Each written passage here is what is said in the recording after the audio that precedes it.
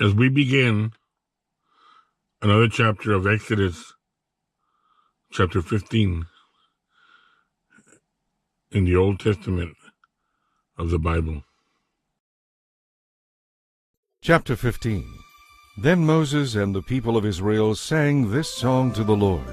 I will sing to the Lord, for he has triumphed gloriously. He has thrown both horse and rider into the sea. The Lord is my strength and my song. He has become my victory.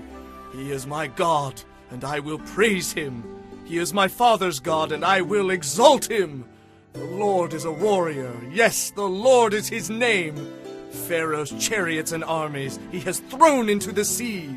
The very best of Pharaoh's officers have been drowned in the Red Sea. The deep waters have covered them. They sank to the bottom like a stone. Your right hand, O Lord, is glorious in power. Your right hand, O Lord, dashes the enemy to pieces. In the greatness of your majesty, you overthrew those who rose against you. Your anger flashed forth. It consumed them as fire burns straw. At the blast of your breath, the waters piled up. The surging waters stood straight like a wall. In the middle of the sea, the waters became hard. The enemy said, I will chase them, catch up with them, and destroy them. I will divide the plunder, avenging myself against them. I will unsheathe my sword, my power will destroy them. But with a blast of your breath, the sea covered them. They sank like lead in the mighty waters. Who else among the gods is like you, O Lord? Who is glorious in holiness like you, so awesome in splendor, performing such wonders? You raised up your hand, and the earth swallowed our enemies. With unfailing love you will lead this people whom you have ransomed. You will guide them in your strength to the place where your holiness dwells. The nations will hear and tremble. Anguish will grip the people of Philistia. The leaders of Edom will be terrified. The nobles of Moab will tremble. All the people of Canaan will melt with fear. Terror and dread will overcome them. Because of your great power, they will be silent like a stone. Until your people pass by, O Lord. Until the people whom you purchased pass by. You will bring them in and plant them on your own mountain. The place you have made as your home, O Lord. The sanctuary, O Lord, that your hands have made. The Lord will reign forever and ever. When Pharaoh's horses, chariots, and charioteers rushed into the sea, the Lord brought the water crashing down on them. But the people of Israel had walked through on dry land. Then Miriam, the prophet, Aaron's sister, took a tambourine and led all the women in rhythm and dance. And Miriam sang this song, I will sing to the Lord, for he has triumphed gloriously. He has thrown both horse and rider into the sea. Then Moses led the people of Israel away from the Red Sea, and they moved out into the Shur desert. They traveled in this desert for 3 days without water. When they came to Marah, they finally found water, but the people couldn't drink it because it was bitter. That is why the place was called Marah, which means bitter. Then the people turned against Moses. What are we going to drink? They demanded. So Moses cried out to the Lord for help, and the Lord showed him a branch. Moses took the branch and threw it into the water. This made the water good to drink. It was there at Marah that the Lord laid before them the following conditions to test their faithfulness to him.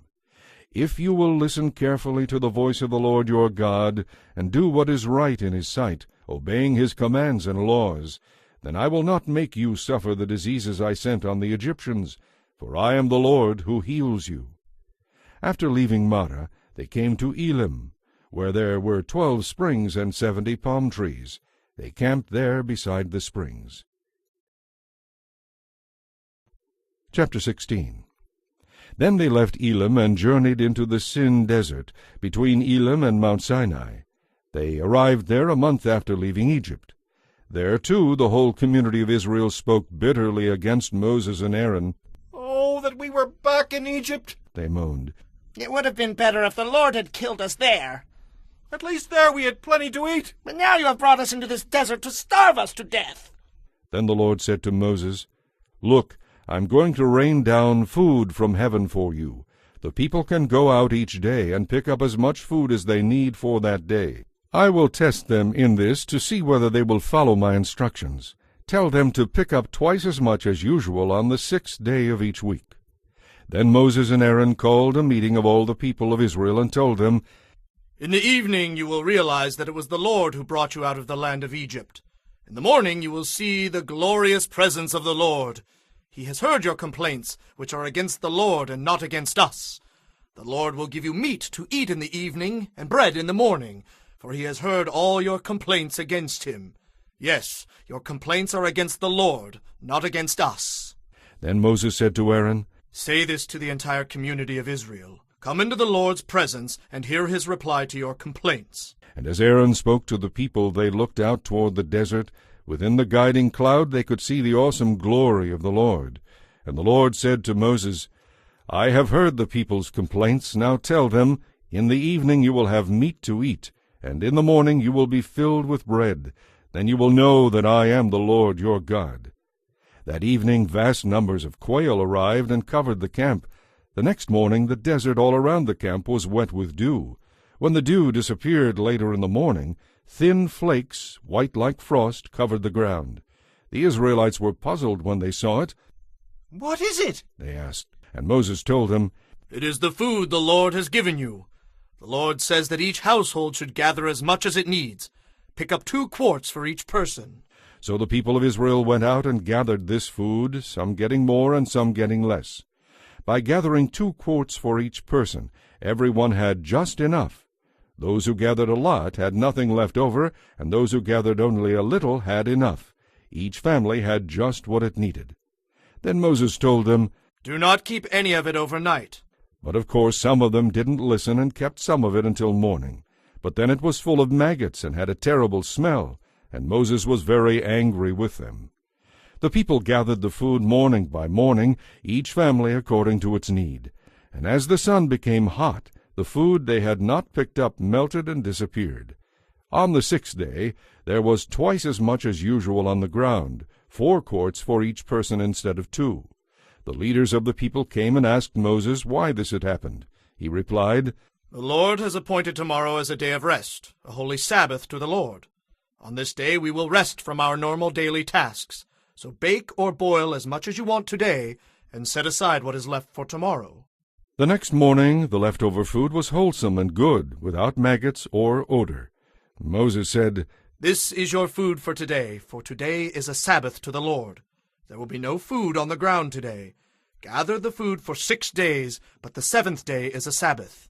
There will be no food on the ground for you on that day." Some of the people went out anyway to gather food, even though it was the Sabbath day, but there was none to be found. "How long will these people refuse to obey my commands and instructions?" the Lord asked Moses. "Do they not realize that I have given them the 7th day, the Sabbath, as a day of rest? That is why I give you twice as much food on the 6th day, so there will be enough for 2 days. On the Sabbath day you must stay in your places. Do not pick up food from the ground on that day." So the people rested on the 7th day. In time the food became known as manna. It was white like coriander seed, and it tasted like honey cakes. Then Moses gave them this command from the Lord. "Take 2 quarts of manna and keep it forever as a treasured memorial of the Lord's provision. By doing this, later generations will be able to see the bread that the Lord provided in the wilderness when he brought you out of Egypt." Moses said to Aaron, "Get a container and put 2 quarts of manna into it. Then store it in a sacred place as a reminder for all future generations." Aaron did this just as the Lord had commanded Moses. He eventually placed it for safekeeping in the Ark of the Covenant. So the people of Israel ate manna for 40 years, until they arrived in the land of Canaan, where there were crops to eat. The container used to measure the manna was an omer, which held about 2 quarts. Chapter 17. At the Lord's command, the people of Israel left the Sin desert and moved from place to place. Eventually they came to Rephidim, but there was no water to be found there. So once more the people grumbled and complained to Moses. "Give us water to drink," they demanded. "Quiet! Moses replied, Why are you arguing with me? And why are you testing the Lord?" but tormented by thirst they continued to complain. "Why did you ever take us out of Egypt? Why did you bring us here? We, our children, and our livestock will all die. Then Moses pleaded with the Lord. What should I do with these people? They are about to stone me. The Lord said to Moses, Take your shepherd's staff, the one you used when you struck the water of the Nile. Then call some of the leaders of Israel and walk on ahead of the people. I will meet you by the rock at Mount Sinai. Strike the rock, and water will come pouring out. Then the people will be able to drink. Moses did just as he was told, and as the leaders looked on, water gushed out. Moses named the place Massah, the place of testing, and Meribah, the place of arguing, because the people of Israel argued with Moses and tested the Lord by saying, Is the Lord going to take care of us or not? While the people of Israel were still at Rephidim, the warriors of Amalek came to fight against them. Moses commanded Joshua, Call the Israelites to arms and fight the army of Amalek. Tomorrow I will stand at the top of the hill with the staff of God in my hand. So Joshua did what Moses had commanded. He led his men out to fight the army of Amalek. Meanwhile Moses, Aaron, and Hur went to the top of a nearby hill. As long as Moses held up the staff with his hands, the Israelites had the advantage. But whenever he lowered his hands, the Amalekites gained the upper hand. Moses' arms finally became too tired to hold up the staff any longer. So Aaron and Hur found a stone for him to sit on. Then they stood on each side, holding up his hands until sunset. As a result, Joshua and his troops were able to crush the army of Amalek. Then the Lord instructed Moses, Write this down as a permanent record and announce it to Joshua. I will blot out every trace of Amalek from under heaven. Moses built an altar there and called it, The Lord is my banner. He said, They have dared to raise their fist against the Lord's throne. So now the Lord will be at war with Amalek generation after generation. Chapter 18. Word soon reached Jethro, the priest of Midian, and Moses' father-in-law, about all the wonderful things God had done for Moses and his people, the Israelites. He had heard about how the Lord had brought them safely out of Egypt. Some time before this, Moses had sent his wife, Zipporah, and his 2 sons to live with Jethro, his father-in-law. The name of Moses' first son was Gershom, for Moses had said, when the boy was born, I have been a stranger in a foreign land. The name of his second son was Eleazar, for Moses had said at his birth, The God of my fathers was my helper. He delivered me from the sword of Pharaoh. Jethro now came to visit Moses, and he brought Moses' wife and 2 sons with him. They arrived while Moses and the people were camped near the mountain of God. Moses was told, Jethro, your father-in-law, has come to visit you. Your wife and your 2 sons are with him. So Moses went out to meet his father-in-law.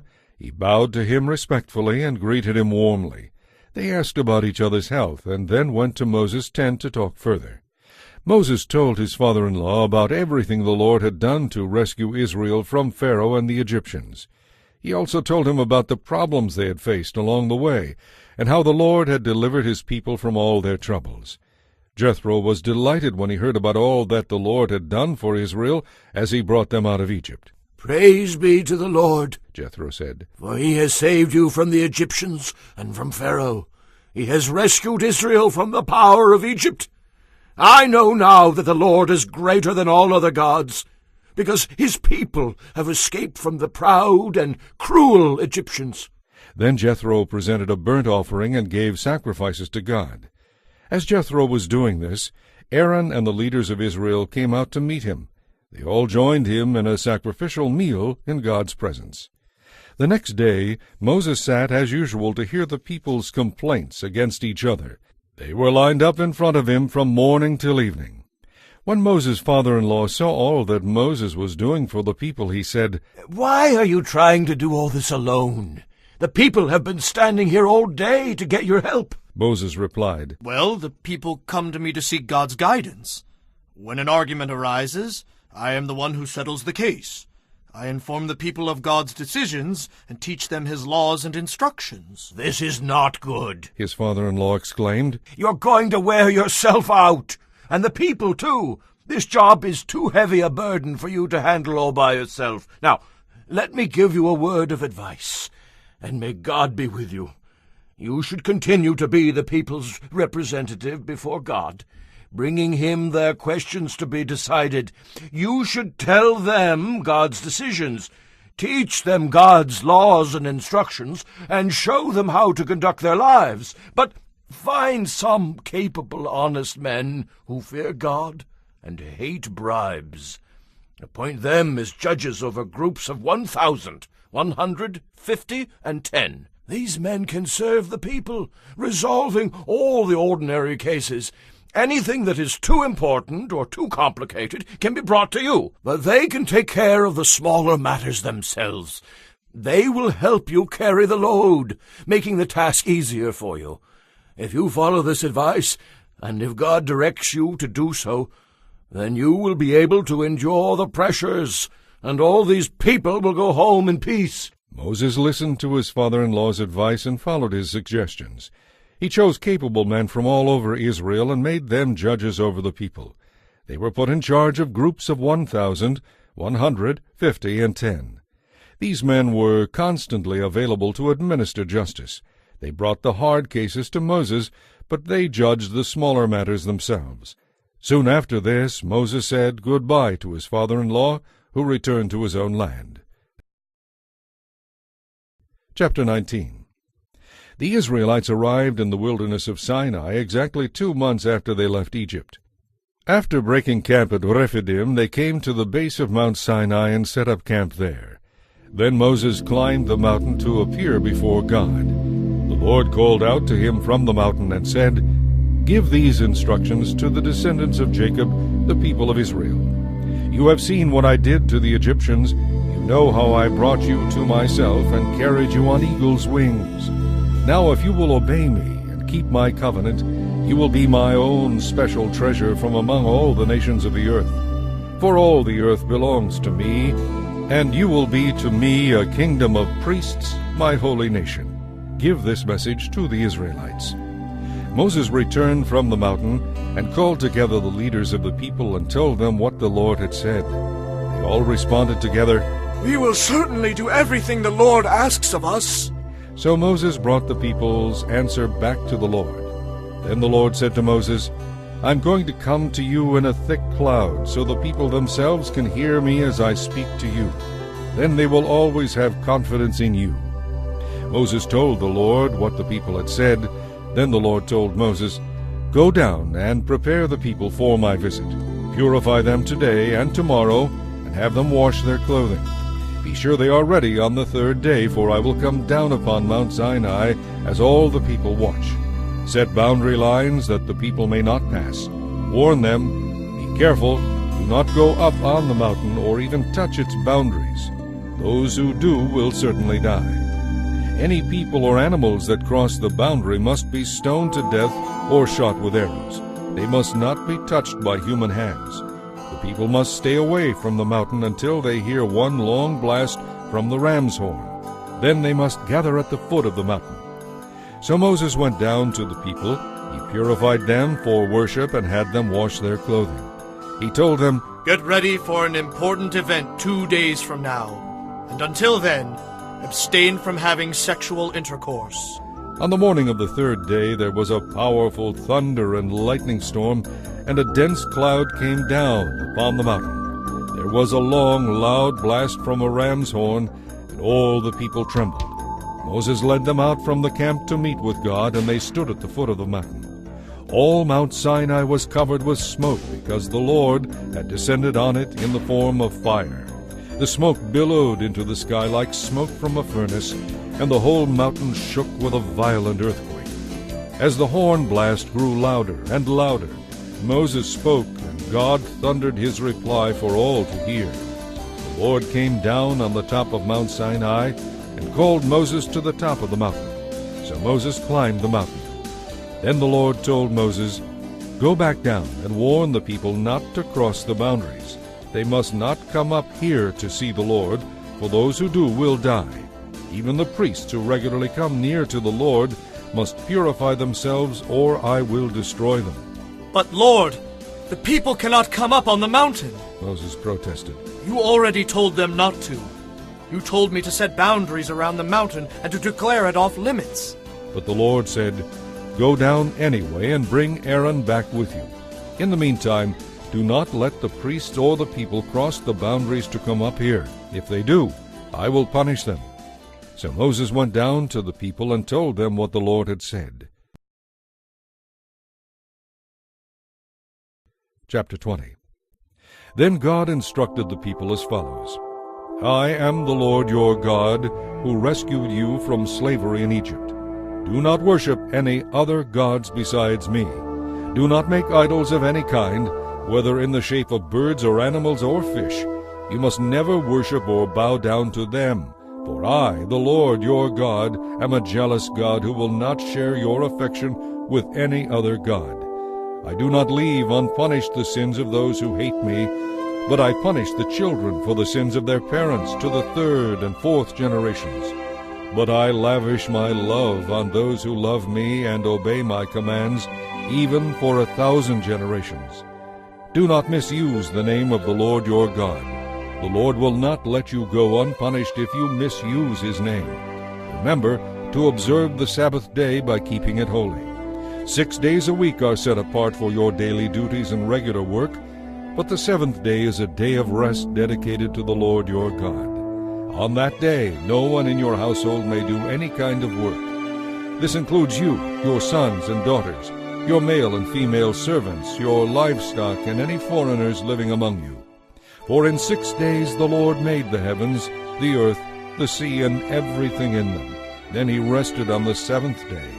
That is why the Lord blessed the Sabbath day and set it apart as holy. Honor your father and mother. Then you will live a long, full life in the land the Lord your God will give you. Do not murder. Do not commit adultery. Do not steal. Do not testify falsely against your neighbor. Do not covet your neighbor's house. Do not covet your neighbor's wife, male or female servant, ox or donkey, or anything else your neighbor owns. When the people heard the thunder and the loud blasts of the horn, and when they saw the lightning and the smoke billowing from the mountain, they stood at a distance, trembling with fear. And they said to Moses, "You tell us what God says, and we will listen.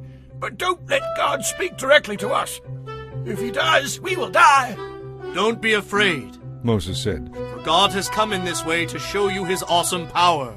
From now on, let your fear of him keep you from sinning. As the people stood in the distance, Moses entered into the deep darkness where God was. And the Lord said to Moses, "Say this to the people of Israel, You are witnesses that I have spoken to you from heaven. Remember, you must not make or worship idols of silver or gold. The altars you make for me must be simple altars of earth. Offer on such altars your sacrifices to me, your burnt offerings and peace offerings, your sheep and goats and your cattle. Build altars in the places where I remind you who I am, and I will come and bless you there. If you build altars from stone, use only uncut stones. Do not chip or shape the stones with a tool, for that would make them unfit for holy use. And you may not approach my altar by steps. If you do, someone might look up under the skirts of your clothing and see your nakedness." Chapter 21. Here are some other instructions you must present to Israel. If you buy a Hebrew slave, he is to serve for only 6 years. Set him free in the 7th year, and he will owe you nothing for his freedom. If he was single when he became your slave, and then married afterward, only he will go free in the 7th year. But if he was married before he became a slave, then his wife will be freed with him. If his master gave him a wife while he was a slave, and they had sons or daughters, then the man will be free in the 7th year, but his wife and children will still belong to his master. But the slave may plainly declare, "I love my master, my wife, and my children. I would rather not go free." If he does this, his master must present him before God. Then his master must take him to the door and publicly pierce his ear with an awl. After that, the slave will belong to his master forever. When a man sells his daughter as a slave, she will not be freed at the end of 6 years as the men are. If she does not please the man who bought her, he may allow her to be brought back again, but he is not allowed to sell her to foreigners, since he is the one who broke the contract with her. And if the slave girl's owner arranges for her to marry his son, he may no longer treat her as a slave girl, but he must treat her as his daughter. If he himself marries her and then takes another wife, he may not reduce her food or clothing or fail to sleep with her as his wife. If he fails in any of these 3 ways, she may leave as a free woman without making any payment. Anyone who hits a person hard enough to cause death must be put to death. But if it is an accident and God allows it to happen, I will appoint a place where the slayer can run for safety. However, if someone deliberately attacks and kills another person, then the slayer must be dragged even from my altar and put to death. Anyone who strikes father or mother must be put to death. Kidnappers must be killed, whether they are caught in possession of their victims or have already sold them as slaves. Anyone who curses father or mother must be put to death. Now suppose 2 people quarrel, and one hits the other with a stone or fist, causing injury but not death. If the injured person is later able to walk again, even with a crutch, the assailant will be innocent. Nonetheless, the assailant must pay for time lost because of the injury and must pay for the medical expenses. If a male or female slave is beaten and dies, the owner must be punished. If the slave recovers after a couple of days, however, then the owner should not be punished, since the slave is the owner's property. Now suppose 2 people are fighting, and in the process they hurt a pregnant woman, so her child is born prematurely. If no further harm results, then the person responsible must pay damages in the amount the woman's husband demands, and the judges approve. But if any harm results, then the offender must be punished according to the injury. If the result is death, the offender must be executed. If an eye is injured, injure the eye of the person who did it. If a tooth gets knocked out, knock out the tooth of the person who did it. Similarly, the payment must be hand for hand, foot for foot, burn for burn, wound for wound, bruise for bruise. If an owner hits a male or female slave in the eye and the eye is blinded, then the slave may go free because of the eye. And if an owner knocks out the tooth of a male or female slave, the slave should be released in payment for the tooth. If a bull gores a man or woman to death, the bull must be stoned, and its flesh may not be eaten. In such a case, however, the owner will not be held liable. Suppose, on the other hand, that the owner knew the bull had gored people in the past, yet the bull was not kept under control. If this is true, and if the bull kills someone, it must be stoned, and the owner must also be killed. However, the dead person's relatives may accept payment from the owner of the bull to compensate for the loss of life. The owner will have to pay whatever is demanded. The same principle applies if the bull gores a boy or a girl. But if the bull gores a slave, either male or female, the slave's owner is to be given 30 silver coins in payment, and the bull must be stoned. Suppose someone digs or uncovers a well and fails to cover it, and then an ox or a donkey falls into it. The owner of the well must pay in full for the dead animal, but then gets to keep it. If someone's bull injures a neighbor's bull and the injured bull dies, then the 2 owners must sell the live bull and divide the money between them. Each will also own half of the dead bull. But if the bull was known from past experience to gore, yet its owner failed to keep it under control, the money will not be divided. The owner of the living bull must pay in full for the dead bull, but then gets to keep it. Chapter 22. A fine must be paid by anyone who steals an ox or sheep and then kills or sells it. For oxen, the fine is 5 oxen for each one stolen. For sheep, the fine is 4 sheep for each one stolen. If a thief is caught in the act of breaking into a house and is killed in the process, the person who killed the thief is not guilty. But if it happens in daylight, the one who killed the thief is guilty of murder. A thief who is caught must pay in full for everything that was stolen. If payment is not made, the thief must be sold as a slave to pay the debt. If someone steals an ox or a donkey or a sheep and it is recovered alive, then the thief must pay double the value. If an animal is grazing in a field or vineyard and the owner lets it stray into someone else's field to graze, then the animal's owner must pay damages in the form of high-quality grain or grapes. If a fire gets out of control and goes into another person's field, destroying the sheaves or the standing grain, then the one who started the fire must pay for the lost crops. Suppose someone entrusts money or goods to a neighbor, and they are stolen from the neighbor's house. If the thief is found, the fine is double the value of what was stolen. But if the thief is not found, God will determine whether or not it was the neighbor who stole the property. Suppose there is a dispute between two people as to who owns a particular ox, donkey, sheep, article of clothing, or anything else. Both parties must come before God for a decision, and the person whom God declares guilty must pay double the other. Now suppose someone asks a neighbor to care for a donkey, ox, sheep, or any other animal, but it dies or is injured or gets away, and there is no eyewitness to report just what happened. The neighbor must then take an oath of innocence in the presence of the Lord. The owner must accept the neighbor's word, and no payment will be required. But if the animal or property was stolen, payment must be made to the owner. If it was attacked by a wild animal, the carcass must be shown as evidence, and no payment will be required. If someone borrows an animal from a neighbor and it is injured or killed, and if the owner was not there at the time, the person who borrowed it must pay for it. But if the owner is there, no payment is required. And no payment is required if the animal was rented, because this loss was covered by the rental fee. If a man seduces a virgin who is not engaged to anyone and sleeps with her, he must pay the customary dowry and accept her as his wife. But if her father refuses to let her marry him, the man must still pay the money for her dowry. A sorceress must not be allowed to live. Anyone who has sexual relations with an animal must be executed. Anyone who sacrifices to any god other than the Lord must be destroyed. Do not oppress foreigners in any way. Remember, you yourselves were once foreigners in the land of Egypt.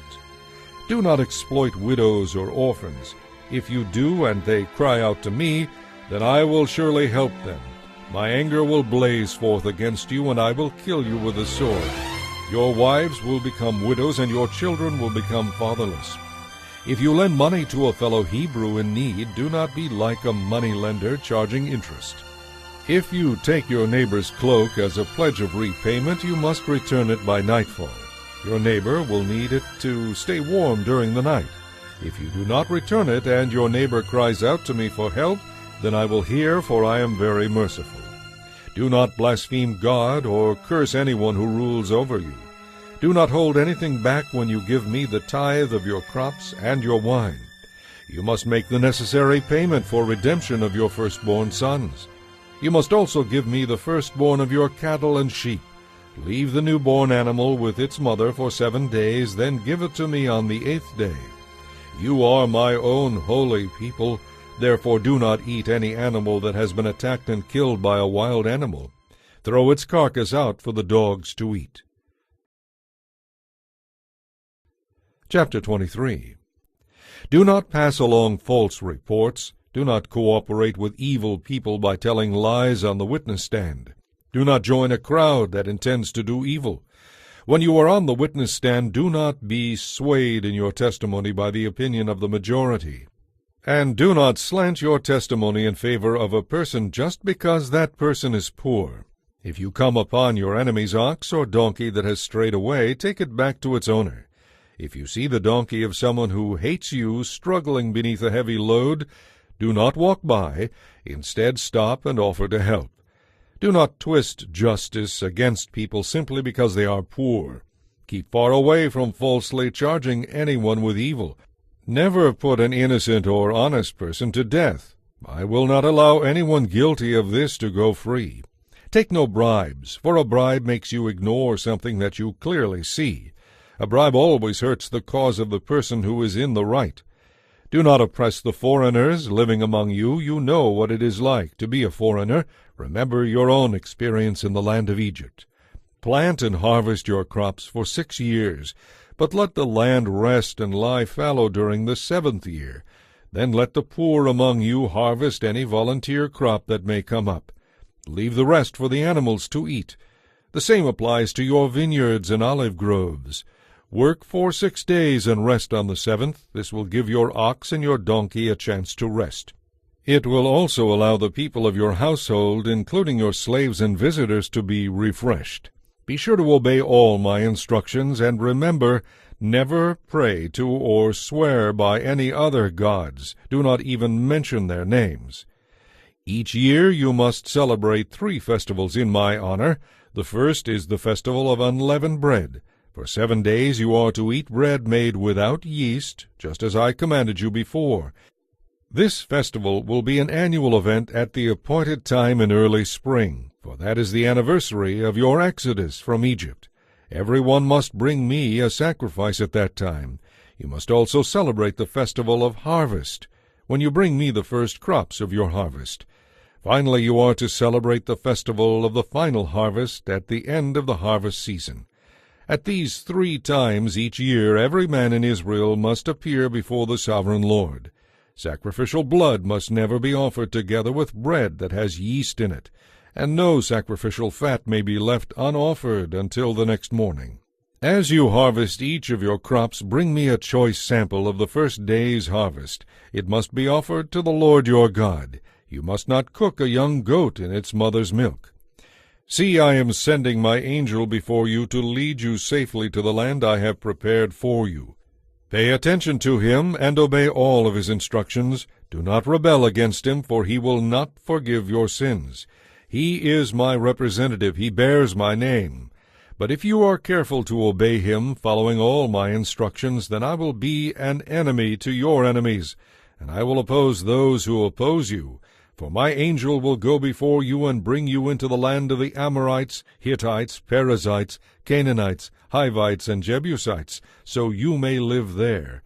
And I will destroy them. Do not worship the gods of these other nations, or serve them in any way, and never follow their evil example. Instead, you must utterly conquer them, and break down their shameful idols. You must serve only the Lord your God. If you do, I will bless you with food and water, and I will keep you healthy. There will be no miscarriages or infertility among your people, and I will give you long, full lives. I will send my terror upon all the people whose lands you invade, and they will panic before you. I will send hornets ahead of you to drive out the Hivites, Canaanites, and Hittites.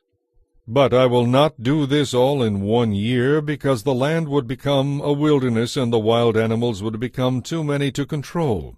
I will drive them out a little at a time, until your population has increased enough to fill the land. And I will fix your boundaries from the Red Sea to the Mediterranean Sea, and from the southern deserts to the Euphrates River. I will help you defeat the people now living in the land, and you will drive them out ahead of you. Make no treaties with them, and have nothing to do with their gods. Do not even let them live among you. If you do, they will infect you with their sin of idol worship, and that will be disastrous for you. Chapter 24. Then the Lord instructed Moses, Come up here to me, and bring along Aaron, Nadab, Abihu, and 70 of Israel leaders. All of them must worship at a distance. You alone, Moses, are allowed to come near to the Lord. The others must not come too close. And remember, none of the other people are allowed to climb on the mountain at all. When Moses had announced to the people all the teachings and regulations the Lord had given him, they answered in unison, We will do everything the Lord has told us to do. Then Moses carefully wrote down all the Lord's instructions. Early the next morning he built an altar at the foot of the mountain. He also set up 12 pillars around the altar, one for each of the 12 tribes of Israel. Then he sent some of the young men to sacrifice young bulls as burnt offerings and peace offerings to the Lord. Moses took half the blood from these animals and drew it off into basins. The other half he splashed against the altar. Then he took the book of the covenant and read it to the people. They all responded again, We will do everything the Lord has commanded. We will obey. Then Moses sprinkled the blood from the basins over the people and said, This blood confirms the covenant the Lord has made with you in giving you these laws. Then Moses, Aaron, Nadab, Abihu, and 70 of the leaders of Israel went up the mountain. There they saw the God of Israel. Under his feet there seemed to be a pavement of brilliant sapphire, as clear as the heavens. And though Israel's leaders saw God, he did not destroy them. In fact, they shared a meal together in God's presence. And the Lord said to Moses, Come up to me on the mountain. Stay there while I give you the tablets of stone that I have inscribed with my instructions and commands. Then you will teach the people from them." So Moses and his assistant Joshua climbed up the mountain of God. Moses told the other leaders, Stay here and wait for us until we come back. If there are any problems while I am gone, consult with Aaron and Hur, who are here with you. Then Moses went up the mountain, and the cloud covered it. And the glorious presence of the Lord rested upon Mount Sinai, and the cloud covered it for 6 days. On the 7th day the Lord called to Moses from the cloud. The Israelites at the foot of the mountain saw an awesome sight. The awesome glory of the Lord on the mountaintop looked like a devouring fire. Then Moses disappeared into the cloud as he climbed higher up the mountain. He stayed on the mountain 40 days and 40 nights. Chapter 25. The Lord said to Moses, "Tell the people of Israel that everyone who wants to may bring me an offering. Here is a list of items you may accept on my behalf: gold, silver, and bronze, blue, purple, and scarlet yarn, fine linen, goat hair for cloth, tanned ram skins and fine goatskin leather, acacia wood, olive oil for the lamps, spices for the anointing oil and the fragrant incense, onyx stones and other stones to be set in the ephod and the chestpiece. I want the people of Israel to build me a sacred residence where I can live among them. You must make this tabernacle and its furnishings exactly according to the plans I will show you. Make an ark of acacia wood, a sacred chest 3 3/4 feet long, 2 1/4 feet wide, and 2 1/4 feet high. Overlay it inside and outside with pure gold, and put a molding of gold all around it. Cast 4 rings of gold for it, and attach them to its 4 feet, 2 rings on each side. Make poles from acacia wood, and overlay them with gold. Fit the poles into the rings at the sides of the ark to carry it. These carrying poles must never be taken from the rings. They are to be left there permanently. When the ark is finished, place inside it the stone tablets inscribed with the terms of the covenant which I will give to you.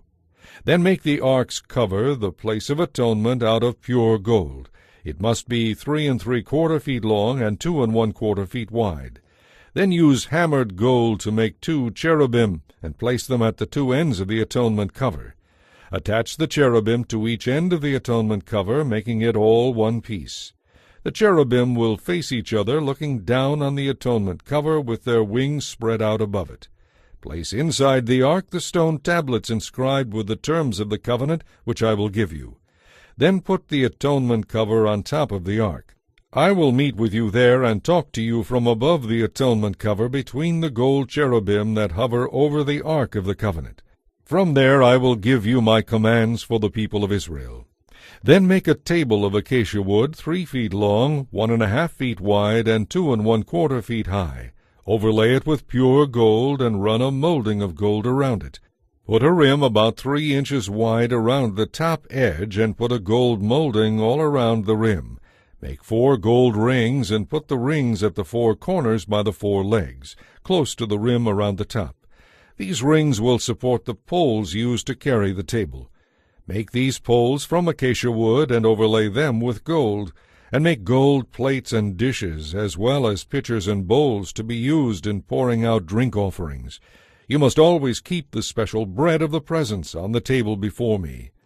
Make a lampstand of pure hammered gold.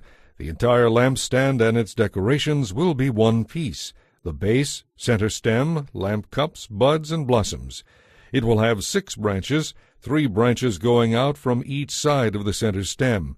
Each of the 6 branches will hold a cup shaped like an almond blossom, complete with buds and petals. The center stem of the lampstand will be decorated with 4 almond blossoms, complete with buds and petals.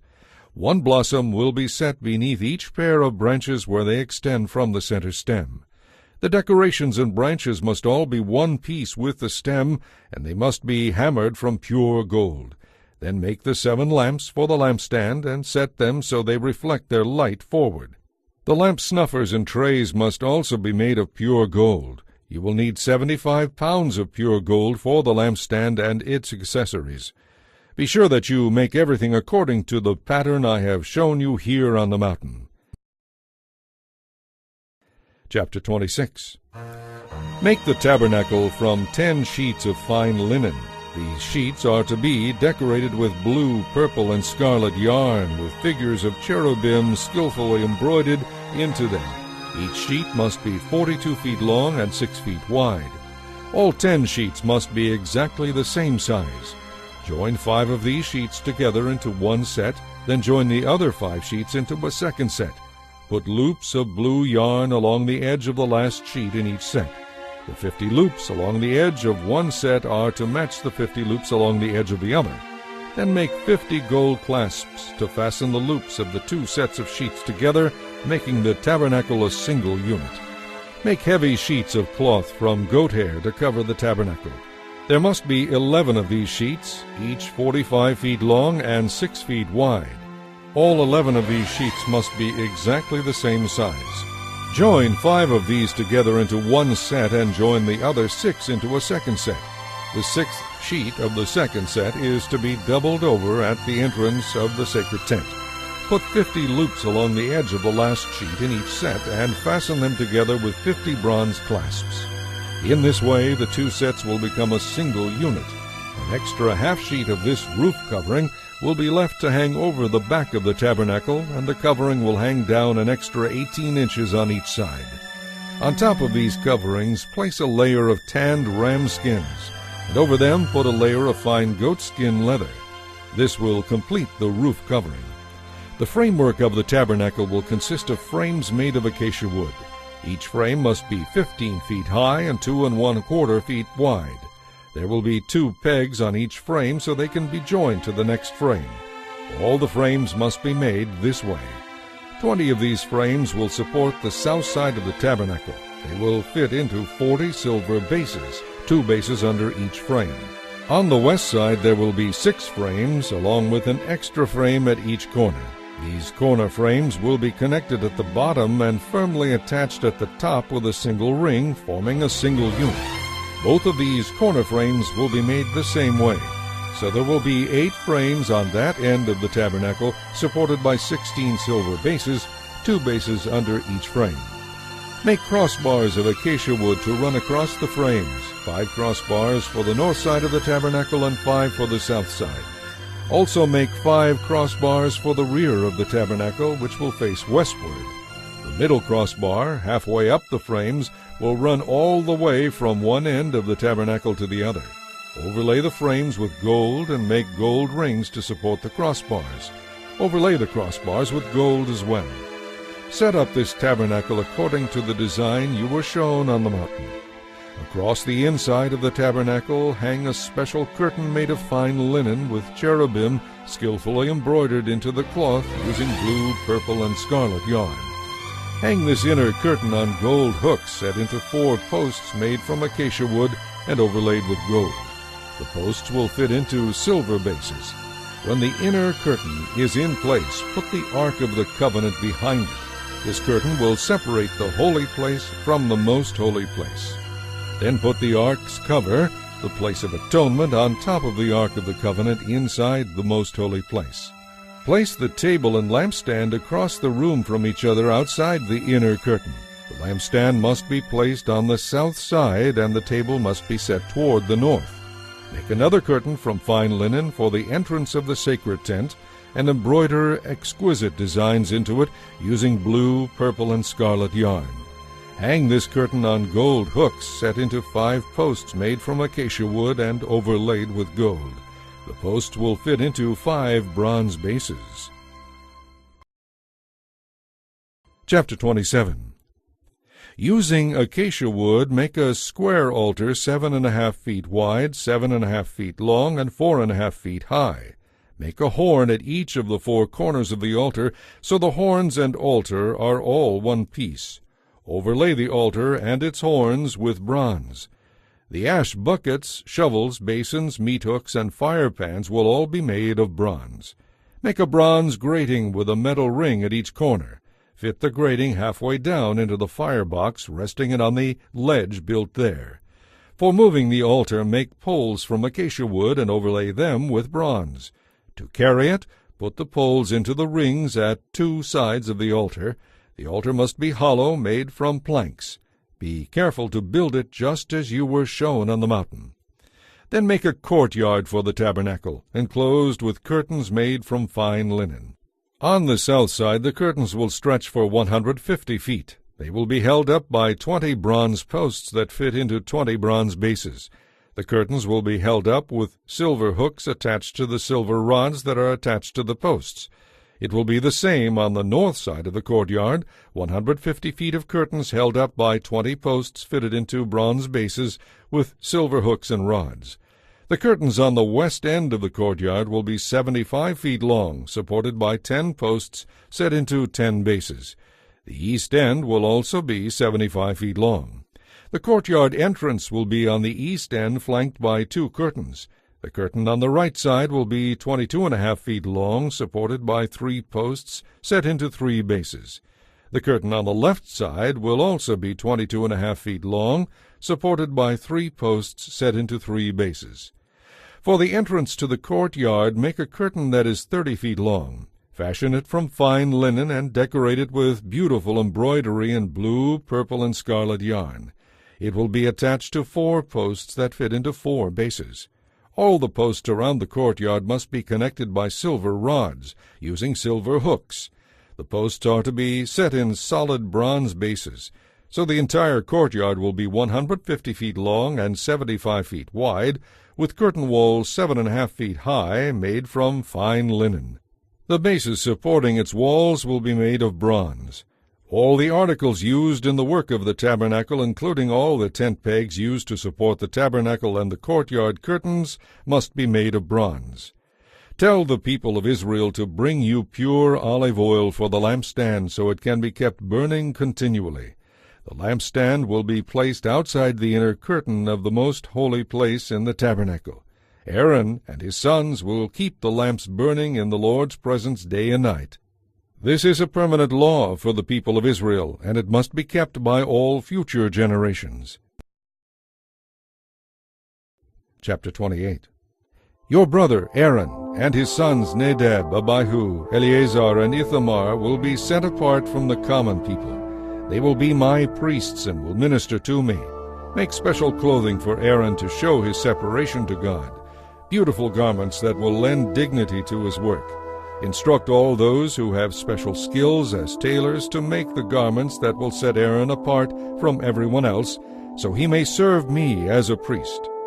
They are to make a chest piece, an ephod, a robe, an embroidered tunic, a turban, and a sash. They will also make special garments for Aaron's sons to wear when they serve as priests before me. These items must be made of fine linen cloth and embroidered with gold thread and blue, purple, and scarlet yarn. The ephod must be made of fine linen cloth and skillfully embroidered with gold thread and blue, purple, and scarlet yarn. It will consist of 2 pieces, front and back, joined at the shoulders with 2 shoulder pieces, and the sash will be made of the same materials, fine linen cloth embroidered with gold thread and blue, purple, and scarlet yarn. Take 2 onyx stones and engrave on them the names of the tribes of Israel. 6 names will be on each stone, naming all the tribes in the order of their ancestors' births. Engrave these names in the same way a gem cutter engraves a seal. Mount the stones in gold settings. Fasten the 2 stones on the shoulder pieces of the ephod as memorial stones for the people of Israel. Aaron will carry these names before the Lord as a constant reminder. The settings are to be made of gold filigree, and 2 cords made of pure gold will be attached to the settings on the shoulders of the ephod. Then, with the most careful workmanship, make a chest piece that will be used to determine God's will. Use the same material as you did for the ephod, fine linen cloth embroidered with gold thread and blue, purple, and scarlet yarn. This chest piece will be made of 2 folds of cloth forming a pouch 9 inches square. 4 rows of gemstones will be attached to it. The first row will contain a red carnelian, a chrysolite, and an emerald. The second row will contain a turquoise, a sapphire, and a white moonstone. The third row will contain a jacinth, an agate, and an amethyst. The fourth row will contain a beryl, an onyx, and a jasper. All these stones will be set in gold. Each stone will represent one of the tribes of Israel, and the name of that tribe will be engraved on it as though it were a seal. To attach the chest piece to the ephod, make braided cords of pure gold. Then make 2 gold rings and attach them to the top corners of the chest piece. The 2 gold cords will go through the rings on the chest piece, and the ends of the cords will be tied to the gold settings on the shoulder pieces of the ephod. Then make 2 more gold rings and attach them to the 2 lower inside corners of the chest piece next to the ephod. And make 2 more gold rings and attach them to the ephod near the sash. Then attach the bottom rings of the chest piece to the rings on the ephod with blue cords. This will hold the chest piece securely to the ephod above the beautiful sash. In this way, Aaron will carry the names of the tribes of Israel on the chest piece over his heart when he goes into the presence of the Lord in the holy place. Thus the Lord will be reminded of his people continually.